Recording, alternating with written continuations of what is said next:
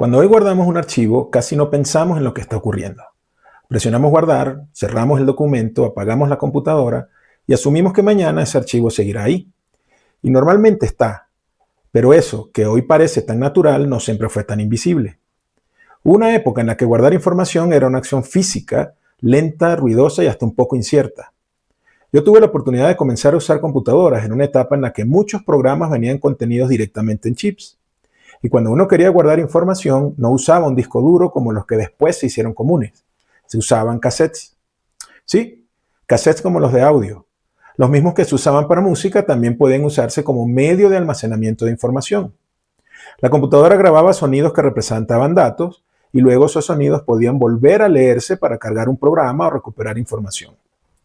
Para quienes nacieron con discos duros, memorias USB, almacenamiento en la nube o SSD, esto puede sonar extraño, pero era una forma real de almacenar datos, y esa experiencia ayuda a entender una idea fundamental de la computación. Almacenar información significa conservar una representación de datos en algún medio para poder utilizarla después. En el episodio anterior vimos cómo la computadora representa la información: bits, bytes, números binarios, caracteres, códigos como ASCII y Unicode. Pero ahora viene la siguiente pregunta. Una vez que esa información se representa como bits, ¿dónde queda? ¿Dónde se guarda? ¿Qué diferencia hay entre que un dato esté en memoria y que esté almacenado? Ahí comienza el tema de este episodio. Cuando hablamos de almacenamiento, hablamos de conservar información.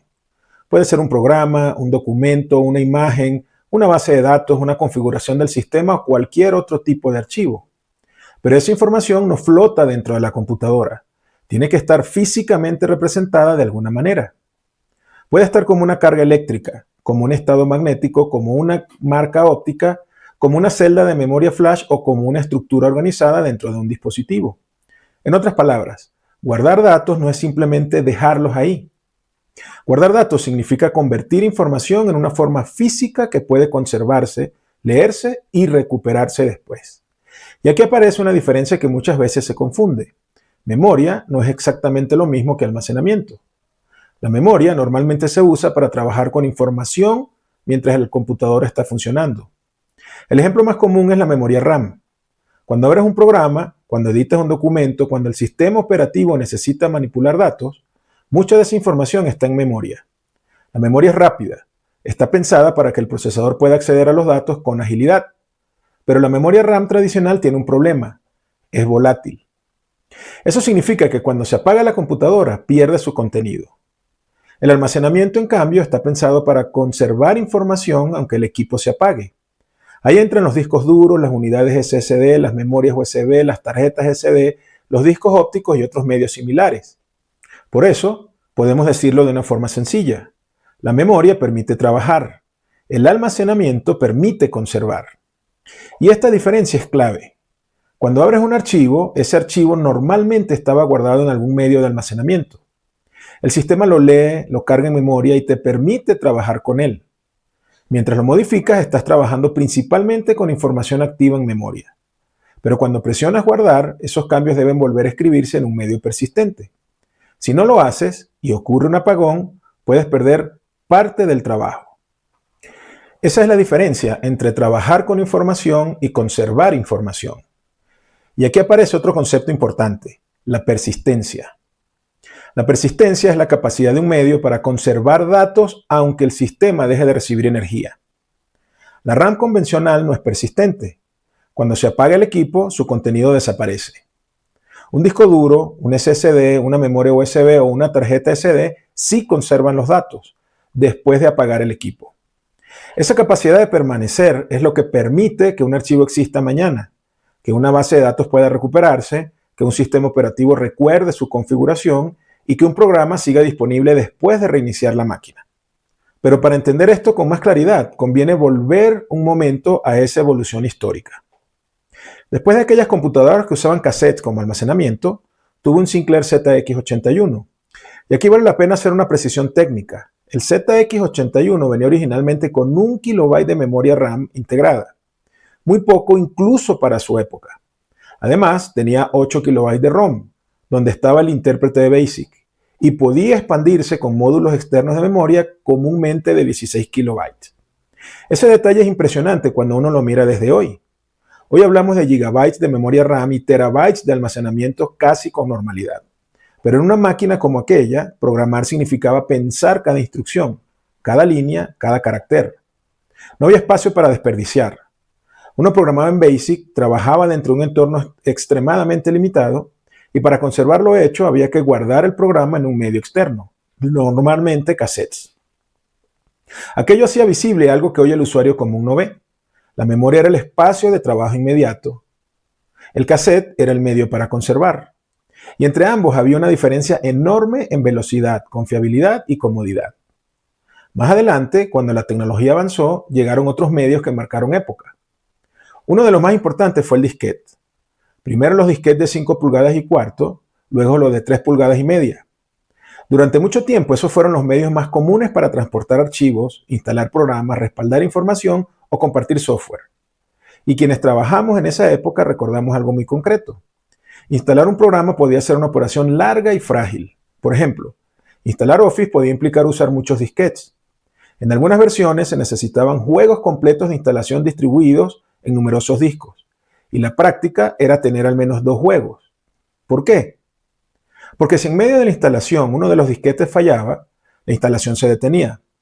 No era una molestia menor. Podía hacerte perder tiempo, obligarte a reiniciar el proceso o dejarte con el sistema a medias. Por eso se tenía un juego principal y otro de respaldo. Si un disco fallaba, se intentaba reemplazarlo con el equivalente del segundo juego. Eso enseñaba otra lección fundamental sobre almacenamiento. Guardar información no significa que esté garantizada para siempre. Los medios fallan, los disquetes se dañan, los cassettes podían leerse mal, los discos duros podían fallar, los CDs podían rayarse, los SSD también tienen límites. Por eso, junto al almacenamiento aparece siempre otro concepto, la confiabilidad. Y con la confiabilidad aparece la necesidad de respaldo. Después llegaron los CD, y eso cambió mucho las cosas.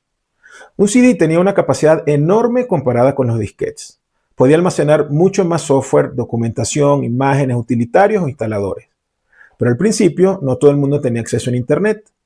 Y tampoco era común tener una quemadora de CD. Eran equipos muy costosos. Entonces apareció una dinámica muy propia de esa transición tecnológica. Había personas que invertían en tener buena conexión al Internet y una quemadora. Y esas personas se convertían de alguna forma en los proveedores de software en CD. Eran los que podían conseguir programas, grabarlos y armar discos personalizados. En esa época se hablaba mucho de los quemaditos.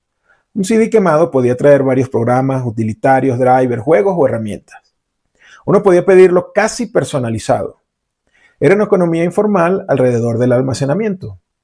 No era solo tecnología, era acceso. Quien tenía el medio de almacenamiento y la capacidad de grabarlo, tenía también una ventaja. Luego, cuando las quemadoras se hicieron comunes y más económicas, ese pequeño negocio empezó a desaparecer. Ya cualquiera podía crear sus propios CDs, respaldar información o copiar instaladores. Y después, como siempre ocurre en tecnología, llegó otra transición. Las memorias USB empezaron a reemplazar a los CDs para muchos usos cotidianos. Los discos duros crecieron muchísimo en capacidad. Más adelante, los SSD comenzaron a reemplazar a los discos duros mecánicos en muchas computadoras personales. Y hoy, además, gran parte de la información se guarda en servicios en la nube. Aunque físicamente siga estando en servidores, centros de datos, discos, unidades de estado sólido y sistemas de almacenamiento distribuidos. Eso es importante. La nube no elimina el almacenamiento físico, solo lo cambia de lugar. Cuando guardas un archivo en la nube, no queda flotando en Internet. Queda almacenado en la infraestructura de alguien más.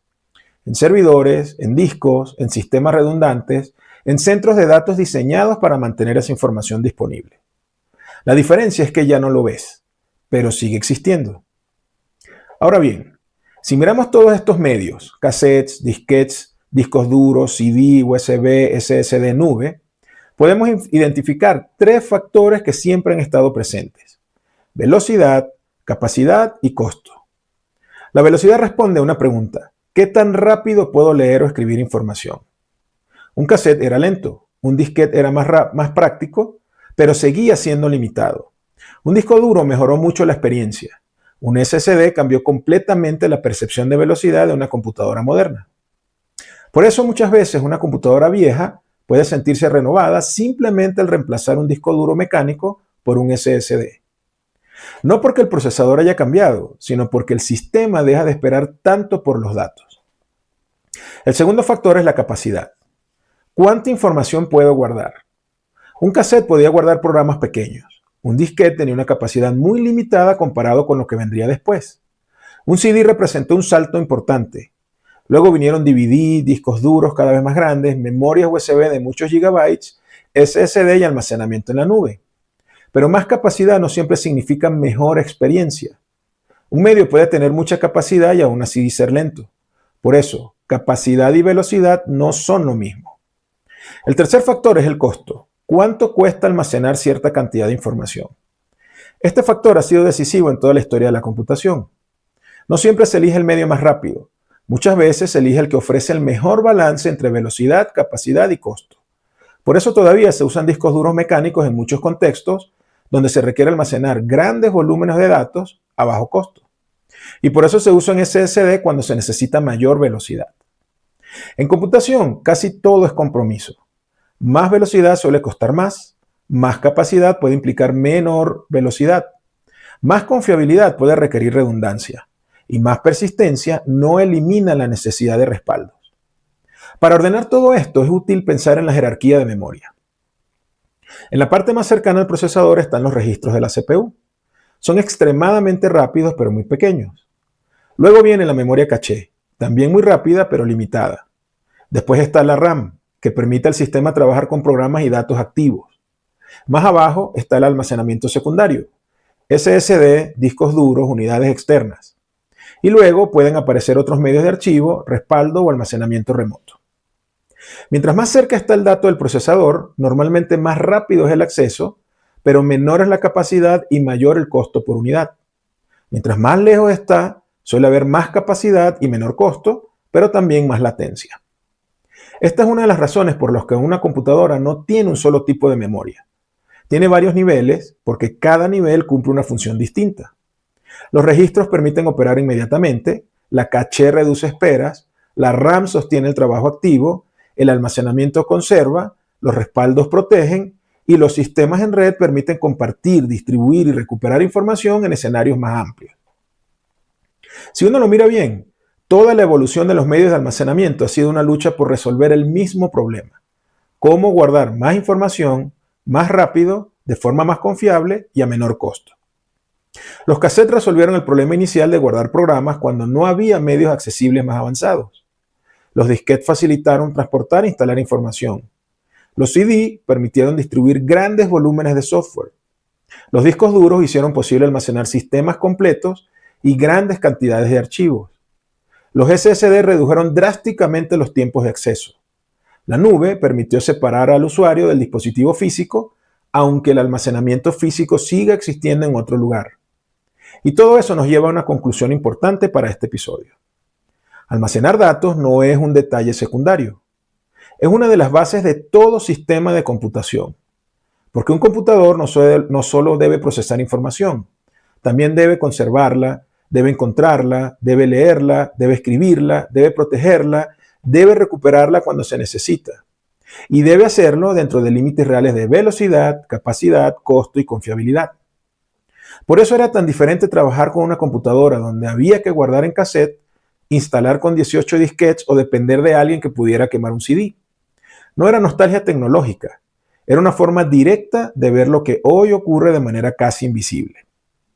Hoy presionamos guardar y damos por hecho que el archivo estará ahí.